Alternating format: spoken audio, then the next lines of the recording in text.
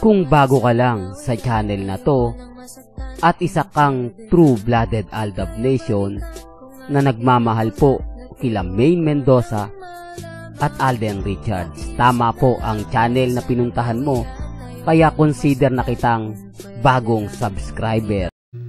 Welcome back mga ka-Aldab. Ito na naman po ang inyong lingkod, si Mr. Destiny, at syempre magbibigay tayo ng pinakamagandang update po ngayon sa social media. Ito yung post ni Maine at ni Miles, kung bakit ko ito pinakita, kung bakit yan ang napapanood nyo. Yan po yung mga pag-uusapan natin, dahil lahat kasi ng post ni Miles kasama niya po si Maine. May mga bagay-bagay po na talagang magugulat ka, dahil kamakailan o nung nakaraan linggo o itong linggo na to nagpost po si Miles kasama niya si Mengay sa beach. At syempre hindi naman po magpapahuli si Mengay pagdating sa mga bagay-bagay na ganyan, nagpost din po siya nang nasa beach po siya. Kaya lang nakita nyo na yon, kaya binago na po natin yung mga photos. Patunay lang po ito mga ka-Aldab na nagpunta nga po si Maine. Ang tanong, kailan? Hindi po ba? Kaya nga po yung iba nagtatanong na kung totoo nga po ba yung mga nagaganap at nangyayari ngayon. Kung totoo nga po ba na si Mengay at si Alden Richards nasa beach noong mga panahong nag-birthday celebration ni Maine Mendoza. At ngayon makikita mo na si Mama Ten kasama si Liza, na kung saan nga po may mga bagong project o business si Alden Richards. Nakapagtataka, hindi po ba? Dahil nagbakasyon po si Mama Ten, na kung saan birthday din po ni Mengay. Hindi, para lang klaro, para lang po malinaw. Sasabihin na naman po kasi nila nagkataon lang daw yun, hindi po ba? Pero hindi naman tayo namimilit Kung sa palagay nila nagkataon lang, okay lang po yun, walang problema. Ang importante lang naman po maging updated kayo. Kung ano man po yung mga nababasa ninyo, napapakinggan ninyo, napapanood, relax lang, hindi po ba? Huwag po kayong magpapa-apekto, huwag po kayong magpapadala sa mga sinasabi ng iba, kasi bitter lang po talaga sila. Hindi nila matanggap na yung mga sinasabi ni Mr. Destiny at yung mga ina-update natin umaayon nga po sa panahon. Umaayon nga po ito sa mga sitwasyon na talaga naman pong kakaiba.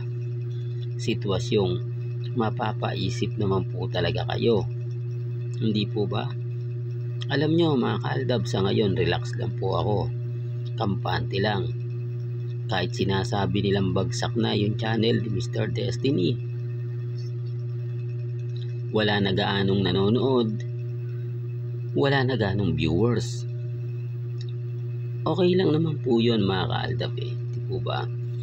Kahit sabihin nila na marami ng Aldab Nation na nakapag-move on, okay lang po yan. Ibahin nila si Mr. Destiny, ibahin nila yung channel natin, kasi hindi naman tayo magpapatinag, hindi tayo magpapa-apekto, at syempre hindi tayo magpapatalo. Di po ba? Bali-balik na rin man po nila yung senaryo. Kung ano-ano man po yung gawin nila, okay lang po yun. Ang importante lang naman po maging updated lang kayo. Kung ano yung nakikita ninyo, napapanood ninyo, napapakinggan po ninyo, relax lang, di po ba?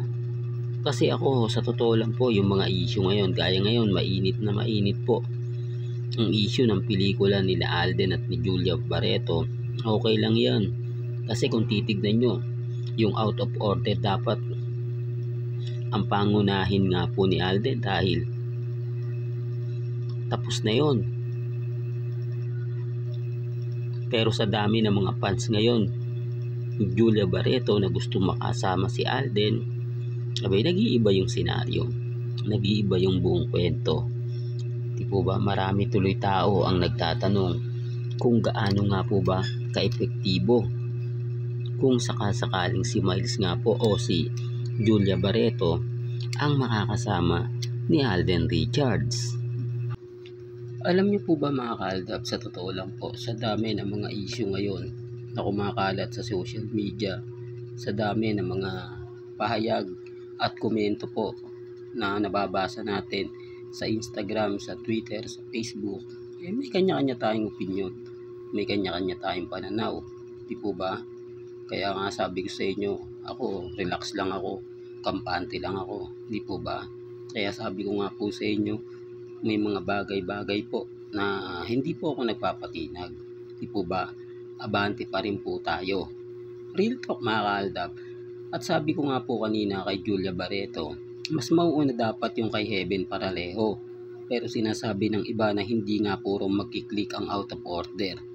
Pinangungunahan na nila dahil ang direktor nga po doon ay si Alden Richards. Sabi ko nga po sa inyo, si Alden po yung tipo ng artista na talagang gusto nilang pabagsakin. Di po ba? Well, real talk to. Tama naman po yung mga sinasabi ko, di po ba? Ika-counter nila na bata pa si Alden para maging direktor. Hindi ito isang kumbaga o sa isang bagay na gusto mo lang tapos magiging direktor ka na o papasok ka na agad, di po ba? Dito daw kailangan malawak na experience, di po ba? Kaya nga sabi ko sa inyo, ito yung mga update natin, pahabol lang to kasi gusto ko lang po marinig ng mga baguhan at dadaan po sa channel ni Mr. Destiny, pero okay lang po yun, di po ba? Kaya relax lang po kayo, maging kampante, di po ba, maging matatag sa dami ng mga komento ngayon na kumakalat sa Instagram, sa Twitter, sa Facebook, di po ba? Kaya yung iba na nagtatanong lagi na ganyan, ganito, hindi, sinasabi ko lang po ito mga kaaldab para lang po malinaw. Pinapaliwanag ko lang po ito sa mga taong dumadaan at bumibisita po sa channel ni Mr. Destiny. Alam niyo po bang maraming inis na inis po sa akin, maraming galit na galit, gaya nga po ng pinost natin kamakailan lang, na guilty na naman po sila. Ngayon pa, tapos di po ba sa aking unang YouTube channel, in-update natin na may bagong studio raw po si Alden Richards na ipalalabas, o siya po daw yung nasa likod, o siya daw po yung ang ibig kong sabihin o ang pinupunto ko, yung studio daw po ay pagmamayari ni Alden Richards. Hindi ba pwedeng isang business owner lang po siya o kasyosyo lang po siya pero hindi po siya yung nagmamayari? May mga bagay-bagay po na taliwas po sa mga sinasabi ng iba, taliwas po sa mga komento ng iba, na lahat daw po ng mga issue ngayon na nangyayari sa social media ay ginagawa lang daw po para umangat at lalong pag-usapan si Alden Richards. Sikat na po si Alden Richards. Hindi niya na kailangan pong magpapida. Hindi niya na kailangan pang mag-promote, di po ba? Hindi niya na kailangan pang magpaangat, di po ba? Sa mga sinasabi ng iilan. Kaya nga po nagugulat na lang po ako sa mga nangyayari at nagaganap Pero okay lang po yun, di po ba? Basta hindi ako affected sa mga sinasabi at pahayag ng iilan. Hindi ako, kumbaga, na yung tipong okay lang, di po ba? Yan ang isa sa rason kung bakit hindi nila ako matinag. Kahit sabihin nila na bagsak yung views natin, wala pong problema. Ang importante lang po, maging updated po kayo. Di po ba? Lagi natin tatandaan at lagi ko naman sinasabi sa inyo, maging relax lang po kayo, maging kampante. Di po ba? Malay nyo mga kaaldab, bukas sa makalawa mag-iba na po yung senaryo. Yung ine-expect natin ngayon hindi na nga po magbago. Di po ba? Bilog ang mundo, bukas sa makalawa. Hindi, di po ba? Sabi ko sa inyo, ako relax lang ako. Hindi ako basta-basta nagpapa-apekto, lalo na nga po sa mga taong bitter na bitter po kay Mr. Destiny, yung mga inis na inis at siyempre yung galit na galit. Di po ba? Real talk to mga kaaldab. Well, hanggang dito na lang po ang ating latest updates. Kaya kung gusto nyo pa po ng pinaka-latest at sariwang update, abay tumutok lang po kayo dito po sa channel ni Mr. Destiny para updated po kayo sa mga bago at sa mga latest na i-upload po natin. maya-maya lang. Kaya hanggang sa muli, salamat po sa panonood at pakikinig.